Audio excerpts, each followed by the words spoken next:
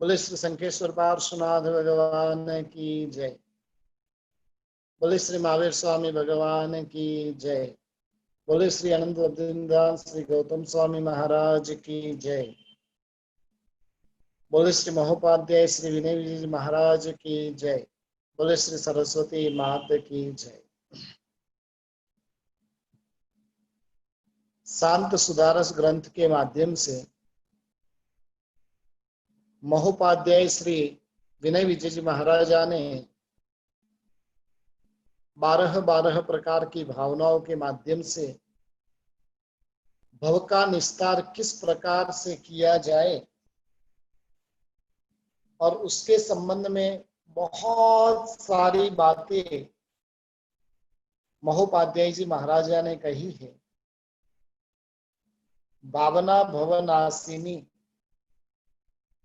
संसार रूपी समुद्र से तैरना है तो ये भावनाएं हमें तिरा सकती है और ऐसी भावनाओं का सहारा लेकर अनंत आत्माएं सिद्धि गति को प्राप्त हुई है। ऐसी 12 भावनाओं के ऊपर हमने विचारणा की और 12 भावनाओं के ऊपर विचारणा करने के बाद में अब 4 विशिष्ट कक्षा की जो भावना रही हुई है, 12 भावनाओं के स्वरूप को साकार करने वाली 12 भावनाओं को अपना वास्तविक स्वरूप देने वाली यदि कोई है तो ये 4 भावना रही हुई। मैत्री भावना, प्रमोद भावना, कारुण्य भावना और मध्यस्थ भावना। धर्म ध्यान को स्थिर करने के लिए हमेशा के लिए सेवन करने योग्य ये जो एक प्रकार का रसायन दिया हुआ है, धर्म ध्यान का जो रसायन है वो रसायन ये 4 भावना रही हुई है। अनंत ज्ञानी, सर्वज्ञ, सर्वदर्शी ऐसे तीर्थंकर भगवंतों ने आत्महित के लिए अनित्यादि 12 भावनाएं और मैत्री आदि 4 भावनाएं बताई है। जब तक आत्मा का चरमावर्त में प्रवेश नहीं होता है, जब तक वो ग्रंथि का भेद नहीं करती है, तब तक आत्मा में राग और द्वेष की अत्यंत प्रबलता रहती है और राग और द्वेष की जो प्रबलता है उसे भावना के अंदर प्रवेश करने देती नहीं। यानी राग और द्वेष जब कमजोर पड़ेंगे तब भावनाएं प्रकट होगी। अचर्मावर्ती जो जीव होता है, दीर्घ संसारी जो आत्माएं होती है, उन आत्मा के भीतर में तीव्र राग और तीव्र द्वेष रहा हुआ होता है। उसे सांसारिक सुख, सुख के साधन और उसके प्रति का एकदम गाढ़ राग उसके भीतर में होता है। जैसे सुख और सुख के साधनों के प्रति का राग है, वैसे ही दुख और दुख के साधनों के प्रति उसको तीव्र द्वेष होता है। और ये राग और द्वेष का कारण क्या है? तो कि ग्रंथि है। आत्मा के भीतर में राग और द्वेष की ऐसी गांठ रही हुई है और वो गांठ के कारण उसकी आसक्ति बनी हुई रहती। गाढ़ मिथ्यात्वी जीव जो होता है उसके भीतर में ये गांठ प्रबल होती है, मजबूत होती है।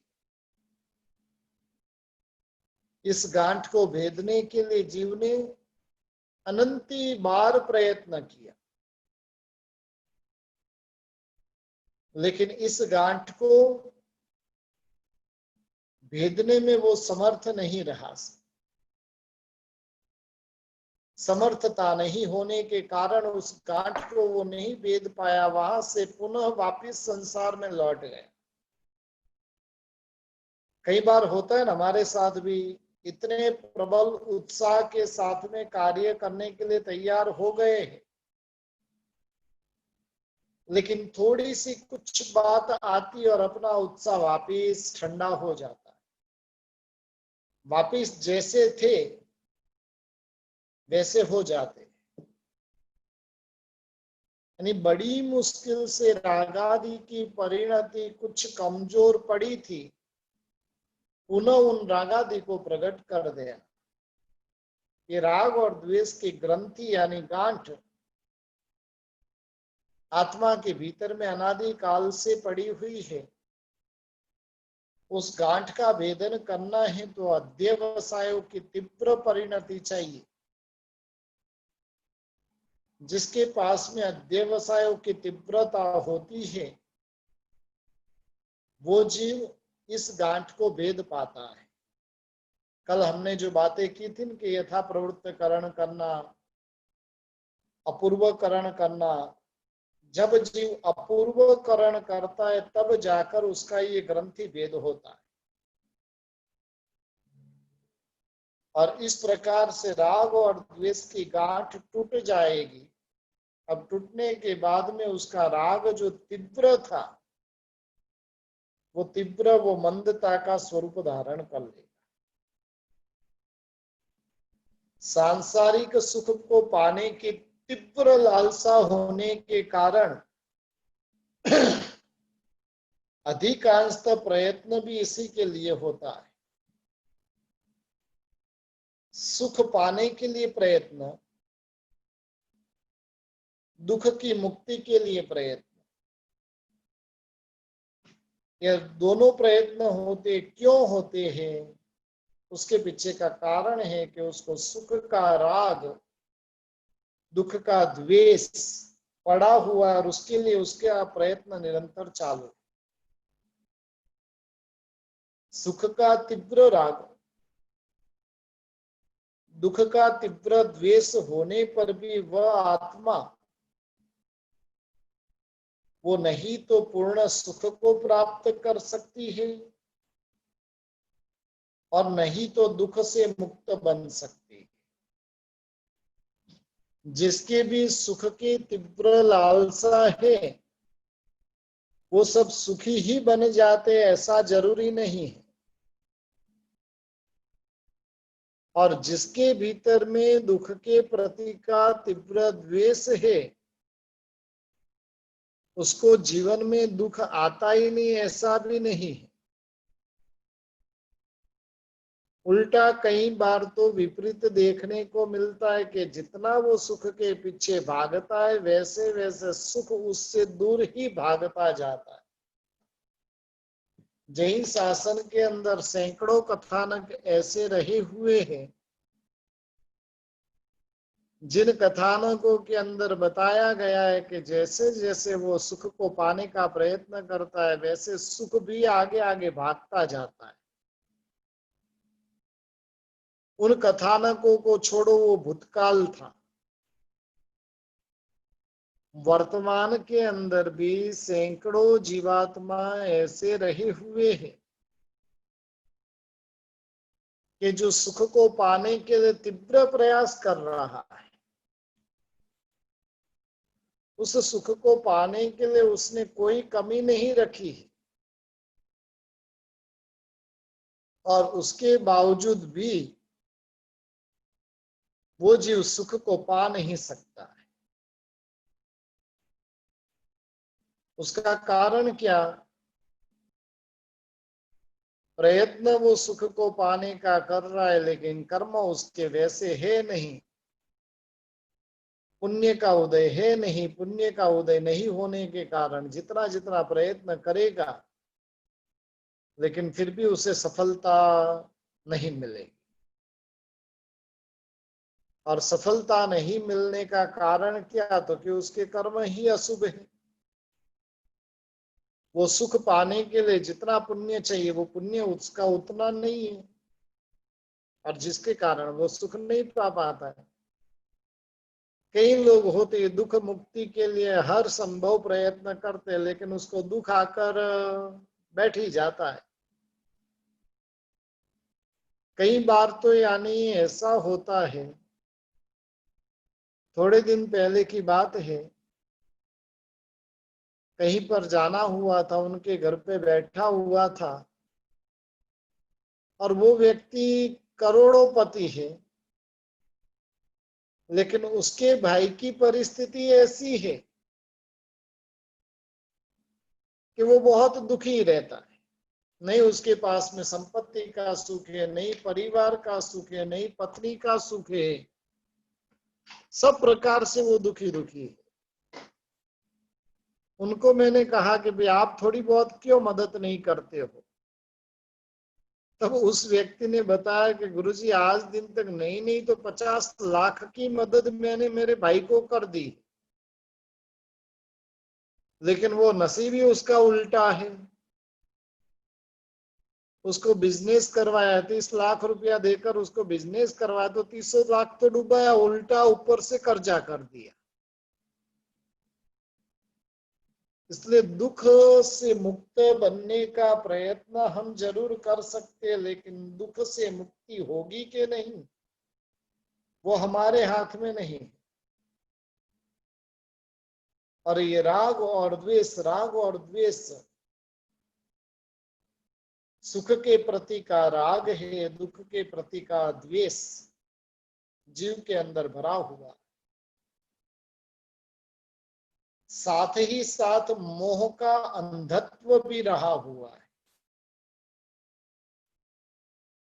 आत्मा के भीतर में इस प्रकार का मोहनीय मोह सवार है कि जिसके कारण वो अंध बन चुका है।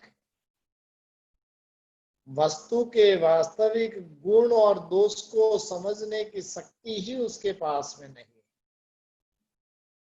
और समझने की शक्ति नहीं होने के कारण दुख के प्रति द्वेष, सुख के प्रति की तीव्र लालसा उसके भीतर में निरंतर बढ़ती जा रही है।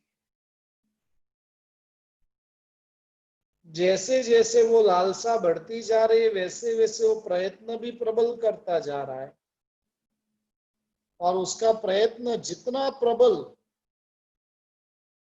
उतना ही वो नए नए कर्मों को भी आमंत्रण देता जा रहा है, नए नए दुखों को आमंत्रण देता जा रहा है। कई बार हम सोचते हैं ना कि भाई इस दुख से मुक्ति मिल जाए तो बस है, लेकिन किसको पता है कि इस दुख के पीछे कितना बड़ा दुख का पहाड़ खड़ा है। कभी कभार है ना, ऐसे दुखी जीवों की व्यथा को सुनना चाहिए। उनकी व्यथा को जब सुनते हैं तो वास्तव में हमें संसार असार है, संसार दुखमय है, वो लगे बिना नहीं रहेगा। साधु संतों के पास में तो ऐसे आए दिन सैकड़ों लोग आते रहते जो अपने दुखों की कथा गाते रहते, और जैसे जैसे वो अपने दुखों की कथा गाते हैं ना, वैसे वैसे साधु संतों का जो वैराग्य है वो प्रबल पुष्ट होता जाता है। अच्छा हुआ हम ये संसार से बच गए, हम संसार से निकल गए, नहीं तो हमारी भी हालत इतनी भयंकर होती थी। और वैसे वैसे उनमें समझ और विकसित होती है, वैराग्य और प्रबल होता है। ज्ञानी भगवंतों ने बताया है कि इस भौतिक संसार में वास्तव में सुख नाम की कोई चीज ही नहीं है। इस संसार में जहां जहां पर सुख दिखाई देता है वो वास्तव में सुख नहीं, लेकिन सुख का आभास रहा हुआ है। मृग मरीचिका की भांति आत्मा को इस संसार में सुख दिखाई देता है, लेकिन वो उसकी कल्पना है। आज रात को सोने के पूर्व में है ना, 5-10 मिनट के लिए चिंतन कीजिएगा कि मैंने जो आज दिन तक पाया वो सुख पाया कि सुख का भ्रम था। और भ्रम जो होता है वो परिवर्तित तो होता रहता है। समझ लो कि भाई करोड़ों की संपत्ति आपके पास में है, लग रहा था कि संपत्ति के अंदर सुख है। एक का एक बेटा 18-20 साल का था और एक्सीडेंट में खत्म हो गया। अब वो संपत्ति आपको सुख देगी कि दुख देगी? एक व्यक्ति के घर पे मैं हर साल पूजा पढ़ाने के लिए जाता हूं। उस व्यक्ति का घर करीब करीब नहीं तो मेरे ख्याल से 25-30 हजार स्क्वायर फीट का उसका घर है। घर में रहने वाले मेंबर कितने? तो 4 मेंबर में भी उसका पति पिछले 5 साल पहले एक्सपायर्ड हो गया। अब घर में इन मीन और 3 हैं, और उसमें भी सास का बहू के साथ पटता नहीं है। आजकल एक नया ट्रेंड चला है, माता पिता के लिए भी एक अलग से घर रख देते हैं। वो स्पष्ट बताते हम आपको रखने वाले नहीं, इसलिए आपके लिए अलग से एक फ्लोर हमने तैयार रखा है। ये वास्तविकता को मूर्ख जीव समझ ही नहीं पाता है। अरे भाई, माता पिता को लाइफ टाइम आप अपने साथ में ही रखने वाले हो, तो उनके लिए एक अलग फ्लोर की आवश्यकता कहां पर है? लेकिन संसार में इस प्रकार का देखा जाता है। 25-30 हजार स्क्वायर फीट का घर है, पैसे की कोई कमी नहीं है, लेकिन सुख कहीं पर भी दिखाई देता नहीं। जब भी जाता हूं तो वो व्यक्ति रोती ही रहती है। तब कभी कभार तो मुझे लगता है कि भाई इनसे तो भिखारी अच्छे, इनसे गरीब लोग अच्छे, कि जो इतनी मस्ती से जी तो पा रहे हैं। उनका परिवार तो उनके साथ में, अब इतना बड़ा घर है ना, वो कई बार बोलते हैं कि अकेले कोई ये घर खाने आता है। और पिछले कुछ महीनों से तो अब बहू भी अलग होने की बात कर रही है। अब बोलो, ये घर सुख का कारण बनेगा कि दुख का? इसलिए सुख का आभास संसार में है, लेकिन आभास में ही सुख मानकर बैठने वाले हम हैं, सुख मानकर बैठे हैं। वास्तव में सुख वो आत्मा का धर्म है, और वो आत्मा से ही प्राप्त कर सकते हैं। खाने के लिए 32 जाति के व्यंजन है, आपको सुख मिलेगा ना?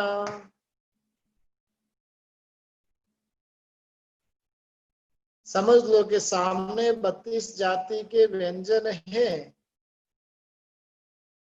और परिवार में कुछ अघटित घटना घटित हुई, वो 32 जाति के व्यंजन सुख के कारक के दुख के कारक, विशेष दुख के कारक वो बनेंगे। अब खाना अच्छा नहीं लगेगा, पीना अच्छा नहीं लगेगा। क्यों भाई? सुख तो उद्गलों में था, फिर सुख गया कहाँ?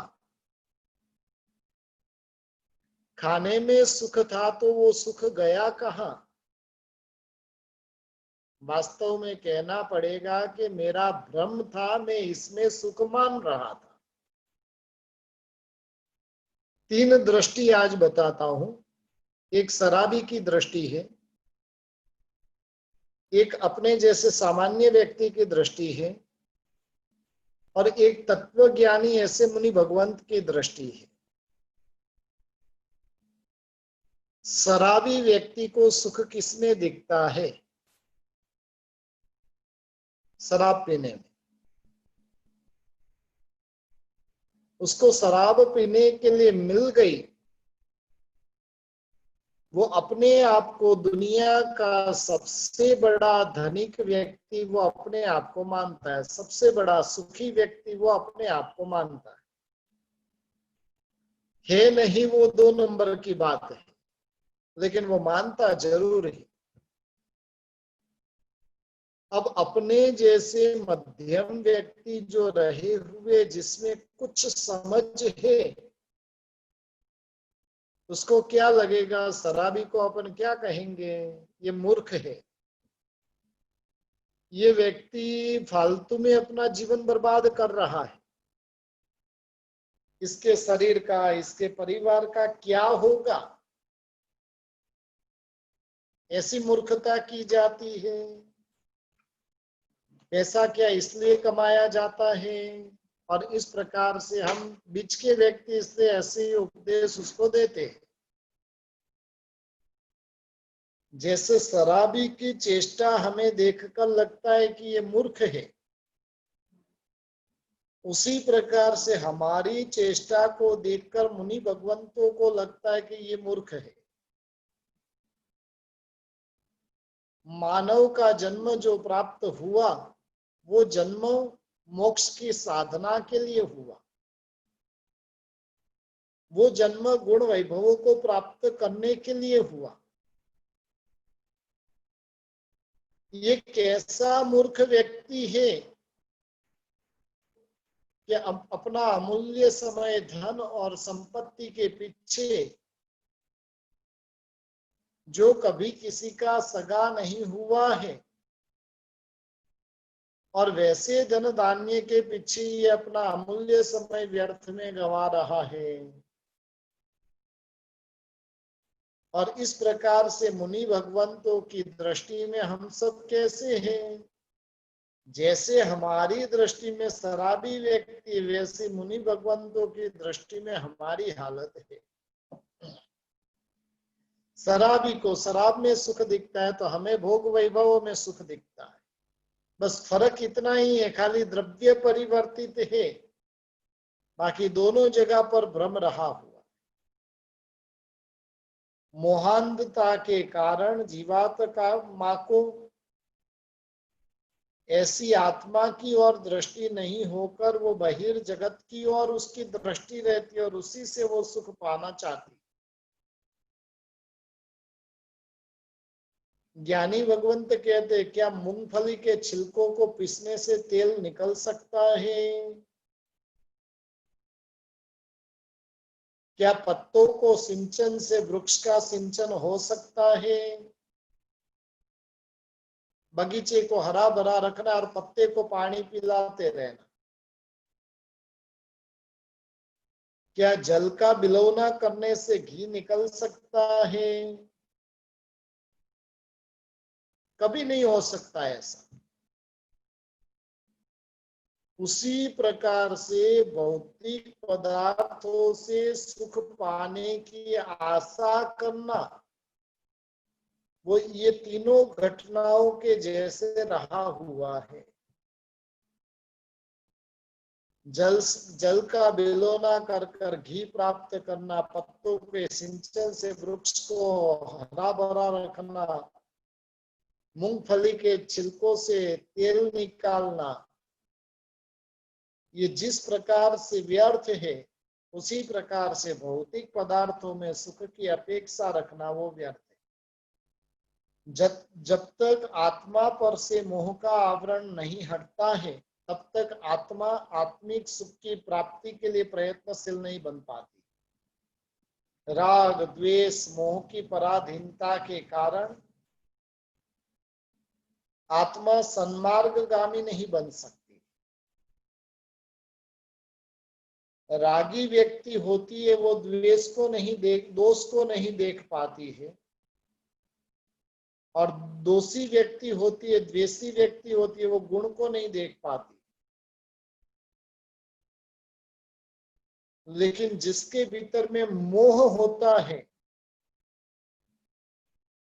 वो दोनों को नहीं देख पाता, दोनों में उसको विपरीतता रहती। इस मोह के कारण आत्मा को वो जड़ तत्व से अनुराग करवाती है, जीव तत्व से द्वेष कराती है। जिससे राग करना था उसके प्रति द्वेष, और जिससे द्वेष करना था उसके प्रति राग की बुद्धि प्रकट करवाती। ये देखिए मोह का साम्राज्य वर्तमान में कितना गजब का फैला हुआ है कि जिस कारण से हम जड़ से अधिक जुड़ते जा रहे, जीव से दूर होते जा रहे। पूर्व के काल में जीव के साथ में हमारा अधिक समय व्यतीत होता था,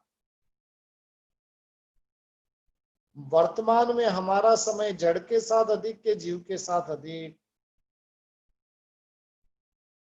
आज से 25-50 साल पूर्व की बात करें तो पूरा परिवार एक जगह पर पूरा दिन भर इकट्ठा होकर रहता था।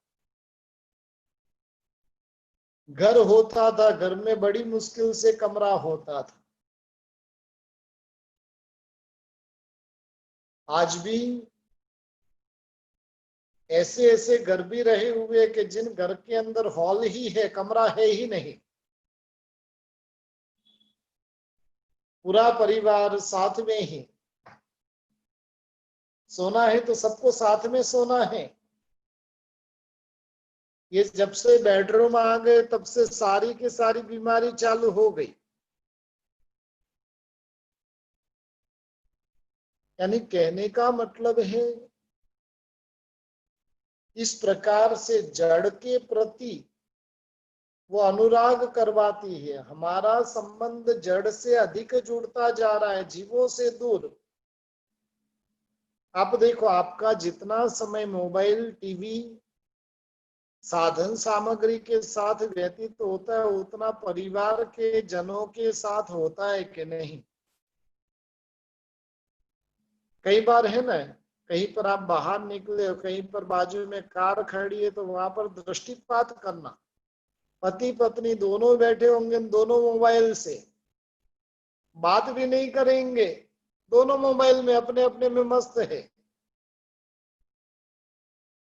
इसलिए जड़ से उसका अनुराग बहुत भारी मात्रा में हो गया, और जीव के साथ जहां पर मैत्री करनी थी वहां पर उसने द्वेष भाव प्रकट करता जा रहा है। जीव के प्रति मैत्री होनी चाहिए, जड़ के प्रति विरक्ति होनी चाहिए, लेकिन मोह की प्रबलता होने के कारण आत्मा में जड़ के प्रति राग, जीव के प्रति द्वेष की प्रबलता बनती जा रही। दुनिया में जहां कहीं पर भी राग प्रेम दिखाई देता है वह वास्तव में जड़त्व का ही राग है। कहीं व्यक्तियों की पारस्परिक प्रीति दिखाई देती है, लेकिन वो भी वास्तव में प्रेम या तो राग नहीं है, लेकिन वो राग और प्रीति भी वो स्वार्थ जन्य है। जीव के साथ में जो राग दिखाई देता है, प्रेम दिखाई देता है, वो प्रेम भी वास्तविक नहीं है, लेकिन स्वार्थ से जुड़ा हुआ। पुरुष का स्त्री के प्रति राग रूप के कारण और स्त्री का पुरुष के प्रति राग प्रायः रुपये के कारण होता है।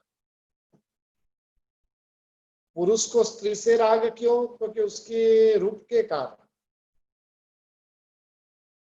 और स्त्री को पुरुष से राग क्यों? तो कि उसके रुपये के कारण।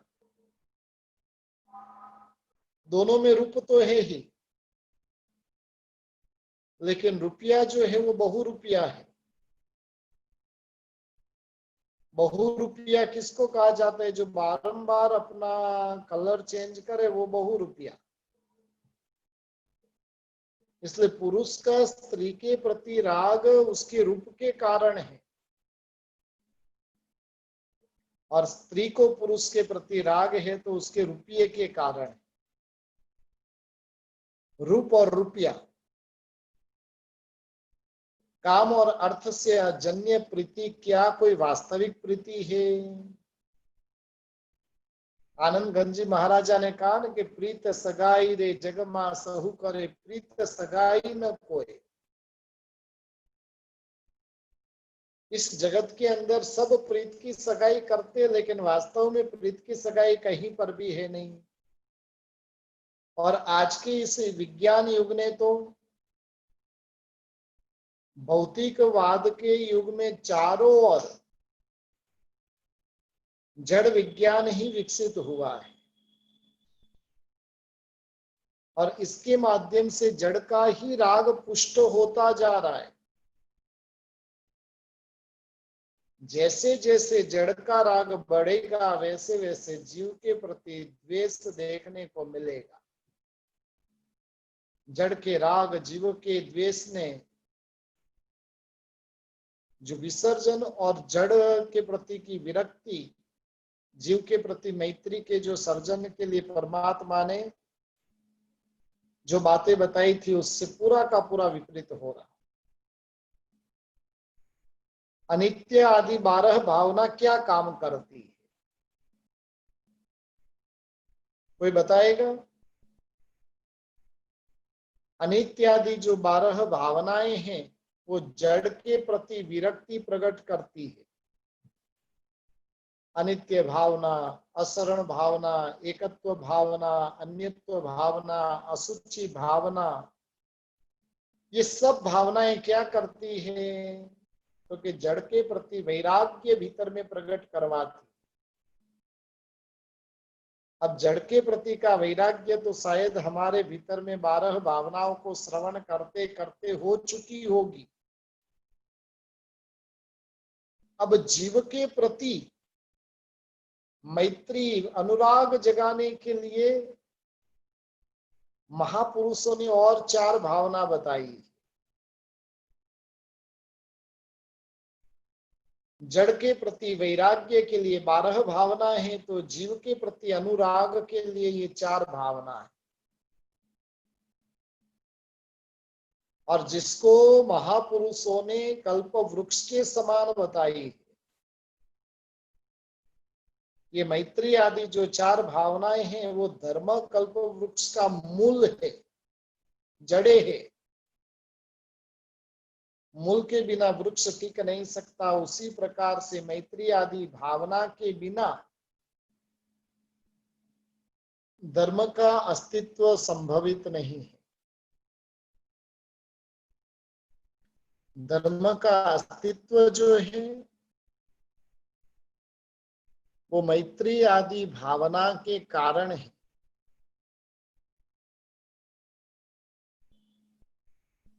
जापान की राजधानी टोक्यो, और उसमें एक माली रहता था। उसने अत्यंत ही पुरुषार्थ कर कर एक बहुत विशाल बगीचे का सर्जन किया। एक बार उसके पेट में शूल की भयंकर वेदना हुई। उसका ऑपरेशन करवाना अनिवार्य हो गया, और ऑपरेशन के बाद में 1 महीने तक आराम करना भी अनिवार्य हो गया। माली के भीतर में बगीचे की चिंता पैदा हुई। बगीचे का 1 महीने तक यदि सिंचन नहीं होगा तो मेरा बगीचा सूख जाएगा। माली का एक 15 साल का बच्चा था। उसने अपने पिता को व्यथित देखकर पूछा कि पिताजी आप इतने उदास क्यों हो। पिता ने अपने दिल की बात अपने बेटे को कही। बेटे ने कहा कि पिताजी आप चिंता मत करो, बगीचे का सिंचन मैं कर दूंगा। माली ने बेटे को बगीचे का पूरा कार्यभार संभालने के लिए कहा और माली तो निश्चिंत हो गया। वह बालक जो था, जिसे वृक्ष सिंचन की कोई कला का ज्ञान तो था नहीं, उसने अपनी कल्पना के अनुसार एक बाल्टी में जल लिया और कपड़ा लेकर एक वृक्ष पर चढ़ गया और कपड़े से वृक्ष की पत्तियों को साफ करने लगा। कपड़े को जल में भिगोकर पत्तियों पर जल सिंचन करने लगा। दिन भर वह यही मेहनत करता रहा, पूरे दिन भर। बस दिन पर दिन बीतने लगे। वे जो पौधे थे धीरे धीरे कुमलाने लगे। यह देखकर उस बालक को बड़ा आश्चर्य हुआ। जल सिंचन करने के बावजूद भी ये वृक्ष क्यों सूख रहे हैं। धीरे धीरे 1 महीना व्यतीत हो गया। माली का स्वास्थ्य ठीक हो गया। उसके दिल में बगीचे को देखने की इच्छा प्रकट हुई और अपने बेटे को लेकर वो बगीचे की ओर चल पड़ा।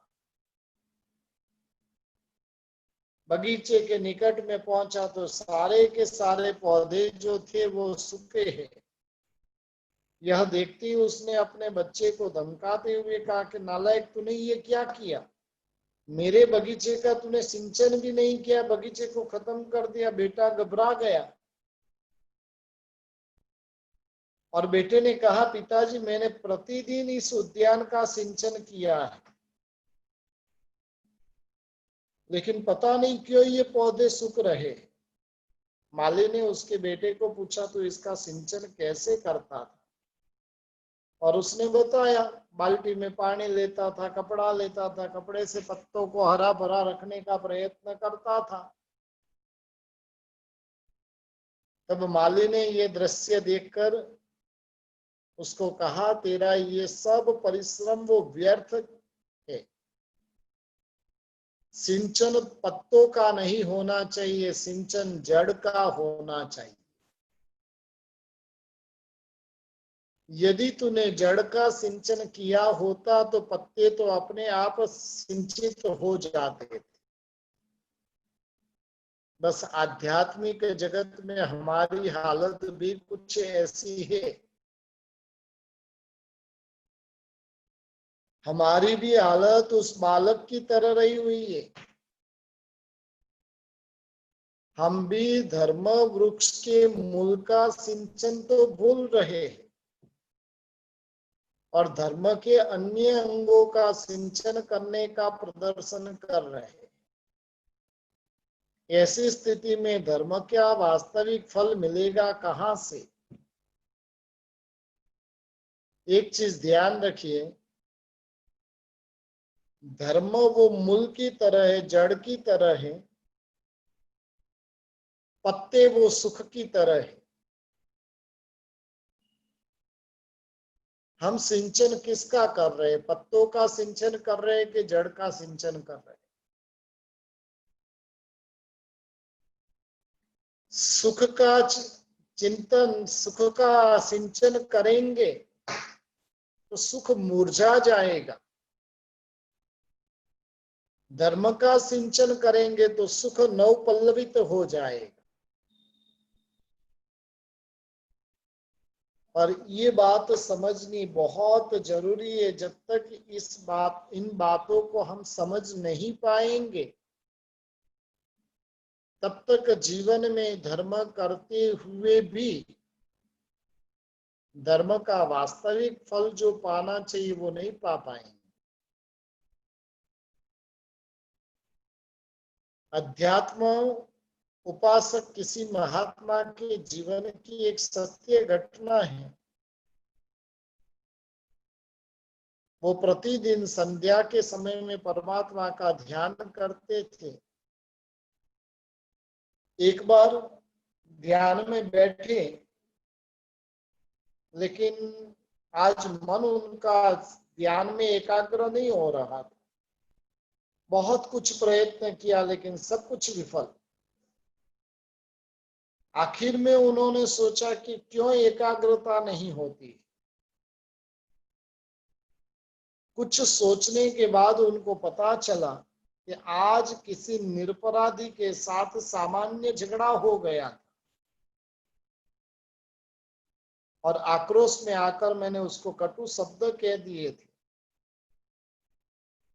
बस इसलिए मेरा मन धर्म में स्थिर नहीं हो रहा। तत्काल वो उपासक अपने स्थान से खड़े हुए, उन्होंने जाकर निरपराधी को क्षमा याचना की, और क्षमा याचना करने के साथ में उसका एक जादुई असर उनके ऊपर हुआ। ध्यान में बैठे और मन एकाग्र हो गया। हम भी जब माला गिनने के लिए बैठते हैं, सामायिक करने के लिए बैठते हैं, प्रश्न नहीं करना है क्यों मन नहीं लग रहा, अपने आप चिंतन करो। मैंने कोई जीव के साथ क्या गलत व्यवहार किया है? मैंने क्या किसी को ठगने का कार्य किया है? ऐसी कौन सी प्रवृत्ति की है कि जिस कारण से मेरा मन आज एकाग्र नहीं हो पा रहा है? और उसकी जड़ को ढूंढोगे तो जड़ मिले बिना रहेगी नहीं। मैत्री भावना हमें सर्व जीवात्माओं के साथ में आत्मीय संबंध जोड़ना सिखाती। मैत्री का अर्थ होता है अन्य के हित की चिंता करना। इस भावना के पात्र जगत के सभी जीव रहे हुए। इस भावना के माध्यम से जगत के समस्त जीवों की कल्याण की कामना की जाती। और इस प्रकार से मैत्री आदि भावना जो है, वो शुभ ध्यान में यदि आत्मा को जोड़ना है तो उसके लिए अत्यंत ही आवश्यक रही हुई है।